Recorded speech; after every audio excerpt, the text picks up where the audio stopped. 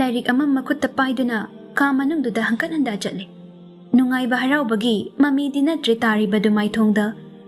Chatlambadagi lepladuna table manaktuda lairiba chokriduda famthai. Makutta pairiba lairiktu table da thamduna lamai amamamta oina faktoi. Lairiktu paribra haibasu paba natte. Wakhalgi mami maithongda taraklabada saktam langselli nungsithoi.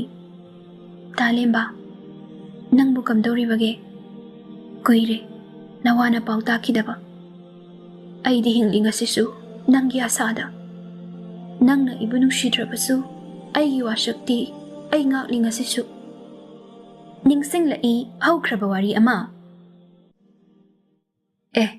Saktibi nang laidana. Nungsitoy sugatladuna. Laini kaino inom chahoidi. Lemba makata na hairi. Laibane. Ado nang mo kay daw balakpano. O chak thong balaini. Ngasidi ichal na thong machak jataredana. Lemba na ichal hay na kaurakpada nungsitoy nungay jade. Ay nang ginachal nate amuha na kaurakana. Adudi kari kautoy ba? Nang di ay na igi ichal makni kalibane. Nungsi dum kau ichal kaina. Ay chak thong rage. Kutta pairam balairik adu taki. Nungsitoy kanghaudana mamitagi pitarai. Kanasu kanghanda thamliba lembagi photo adubu puthokduna yengduna kapli nungsitoy. Kaplingai mama changlai. Mama Romana. Ibema kay dawre kapade. Nasa nungaitraba nangbo. Nungsitoy na kishu tawdida ima. Wari ima parambane. Pukning nungshimandana kapkramale. Roma machada yinglaga makata na hairi. Nang iman hari base yararoidro. Nupado thaba kayam chawna tawkhrazani. Nang angang maksunatre. Ima nachagi apamba aningba khangbiraba natra. Masida wayang ngangnagumsi ima. Adubu hekta yabrane. Ibungo lembadi kari Sanalei haibra. Mana hek laikidabadagi ngasi faw yumda tholakidre. Madu yaroi ni bema. Nungsitoy mamagi wahayduda tapna kumlai. Ima, ma nong masoydana thonglakini. Matamdo ay ngaykini. Ngayduna tasulai. Romana machagi paukumaduda ay kari haykadabano khangjeda. Wahay si hayramlaga Roma kadagi thoki. Lembagi photo adubu amuksu yengjay nungsitoy. Talemba, ang amuktang di thoklakoko. Nangbu amuktang uzaraga ay sirasu sirage. Anhayag yawan ganuko. Somda Delhi-da lemba office halaktuna magi kada changlai. Kahek changbaga firol hongtoi. Furit ki kudam ama lawthokpa loibaga thetuna leiriba Sanalei gi photo adubu munna yengi. Photo adugi manakta changduna mitfam hongduna nokmi leiriba Sanalei gi photo aduda makut anidu tapna nantabi. Mitkup amagi tungda lembagi mittagi pitarai. Yengo. Nangdi namit pena yengo. Ay yengo bagumlaba itawsi uraga. Nangdi pena noo. Nangdi noo. Day ayam na ware Sanalei. Leplambadagi kuru kuda kunduna kapi lemba. Ningsinglai haukraba punsigi thawdok ama.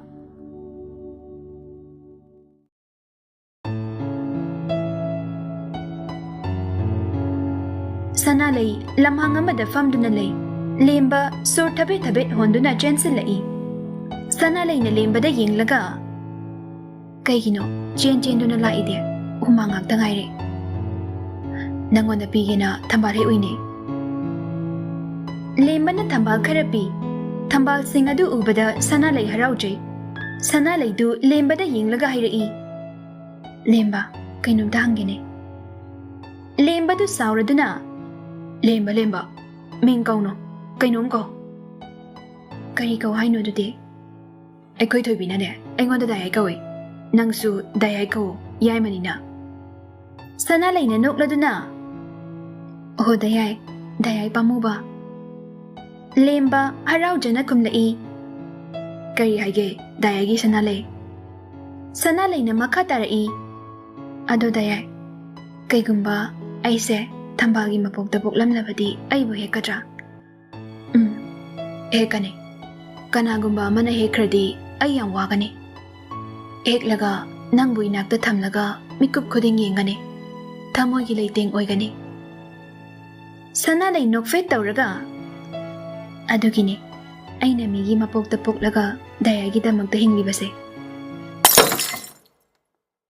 ꯂꯦꯝꯕꯗꯨ ꯐꯨꯛ ꯍꯧꯒꯠꯇꯨꯅ ꯐꯛꯂꯥꯡꯗꯨꯗ ꯀꯤꯟꯅ ꯍꯟꯖꯤꯟ ꯍꯟꯖꯤꯟ ꯊꯤꯟꯖꯤꯟꯖꯩ ꯑꯁꯥꯎꯕ ꯅꯨꯡꯉꯥꯏꯇꯕ ꯄꯦꯟꯗꯕ ꯅꯨꯡꯁꯤꯕ ꯑꯃꯒ ꯂꯣꯏꯅꯅ ꯁꯅꯥꯂꯩꯒꯤ photo ꯑꯗꯨꯗ ꯀꯞꯅ ꯀꯞꯅ ꯌꯦꯡꯂꯤ ꯅꯪ ꯌꯥꯝ ꯐꯠꯇꯦ ꯌꯥꯝꯅ ꯐꯠꯇꯦ ꯗꯌꯥꯒꯤꯗꯃꯛꯇ ꯅꯪ ꯍꯤꯡꯂꯤ ꯍꯥꯏꯔꯝꯕꯗꯥꯏ ꯀꯗꯥꯏꯅꯣ ꯑꯩꯒꯤ ꯁꯅꯥꯂꯩ ꯍꯤꯡꯂꯕꯗꯤ ꯏꯅꯥꯛꯇ ꯂꯦꯞꯂꯔꯣ ꯏꯅꯥꯛꯇ ꯂꯩꯔꯔꯣ ꯀꯥ ꯃꯅꯨꯡ ꯑꯗꯨꯗ ꯂꯦꯝꯕ ꯑꯉꯥꯎꯕ ꯑꯃꯒꯨꯝ ꯀꯞꯇꯨꯅ ꯂꯩ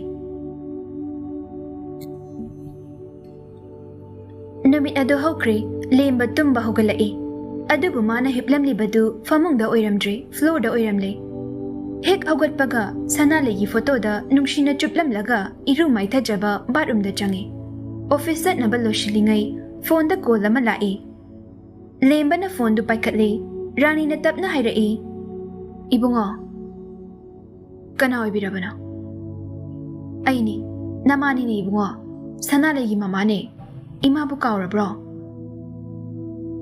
ꯂꯦꯝꯕ ꯍꯔꯥꯎꯖꯅ ꯈꯨꯝꯂꯛꯏ ꯏꯃꯥ ꯅꯆꯥꯅ ꯂꯥꯞꯅ ꯈꯣꯏꯔꯝꯖꯔꯤ ꯏꯃꯥ ꯀꯔꯤ ꯄꯦꯟꯗꯕ ꯂꯩꯕꯒꯦ ꯅꯆꯥꯗ ꯐꯣꯟ ꯇꯣꯏꯅ ꯇꯧꯕꯤꯔꯛꯇ꯭ꯔꯤꯕꯅꯣ ꯑꯩꯗꯤ ꯏꯃꯥꯒꯤ ꯅꯝꯕꯔꯁꯨ ꯈꯪꯖꯗꯦ ꯔꯥꯍꯨꯜꯒꯤ ꯅꯝꯕꯔꯗꯤ ꯈꯪꯉꯦ ꯔꯥꯅꯤꯅ ꯅꯨꯡꯉꯥꯏꯇꯅ ꯃꯈꯥ ꯇꯥꯔꯛꯏ ꯏꯕꯨꯡꯉꯣ ꯁꯥꯟꯅꯅꯤꯡꯉꯤ ꯏꯆꯥꯒ ꯋꯥꯔꯤ ꯁꯥꯟꯅꯅꯤꯡꯉꯤ ꯑꯗꯨꯕꯨ ꯅꯪꯕꯨ ꯅꯤꯡꯁꯤꯡꯕ ꯈꯨꯗꯤꯡ 이마기 타모이셰 우벙암데니 이붕어 라니기 와이싱두 따바다 렘바 kapli tawrai adubu kappa khangjunjai lembana makhatana babade kamdawri ma najana hanglai haibiyu koima nang babu nungairi ado imana ngasi phone tawraklibase wa mata haige tawbani ainingmadu haibiyu ima mathang thada ibimagi damakta ishorda hailei kharadang oirabasu katkani imana ichabusu yohaningi masi nangnaba nang tholau haige tawbani lemba yumda thoklaroi khankrabani adubu ranigi wafam aduda thoklaroi haiba ngamdre lemba kappa khangjai aduga kumlai panima nacha soidena thokjarake rani kapna ibungo nang nakok pawba chikan ko icha sana leido ai khoi phumna makpu thadok tu na chatkre ima yang wai lemba kapti kapning adubu makut ani duna machindu mensili lemba na tapna ima tokpiro nachagi thamoise puba ngamdre phare ibungo ima thamlage yumda hek tholapaga imagi nakta lauko ichabu uragane wakhal se khara ingbra yenge panima rani phone thamkre phone hek thambaga lemba makol thokna pena kapchai sanalei gi photo aduda yengduna sanalei dayaiga yumda those ima hoina nangbu uningi aye nangde ima hoi uningdabra dayai shu nangbu yam uningi somdana phone thamlaba matung rani supena kappi rahulna mamabu themjinjai ima ibaina kari haira ino rani du kapna nabai tholakani yumsida lakani ima cheche laitabase yam nungaite ibaido yam waramgani ko thoklo ibungo ima ki thamoise machet thokna kaire ima ngai khini icha lembana yum masida lakpa ngai khini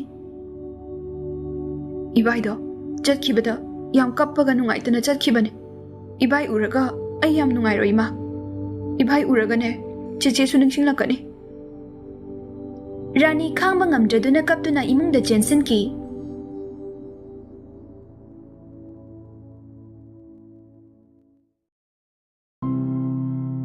nungthilgi matamni nungshithoi lembagi yumda lai Lembagi mama Memina. Icha laklidana. Indomcha, kaka hoidi leitro. Sum lakpro, natraga kai lege icha lakpabo. School dagi lakpa malia. Mani indomcha, school dagi ni.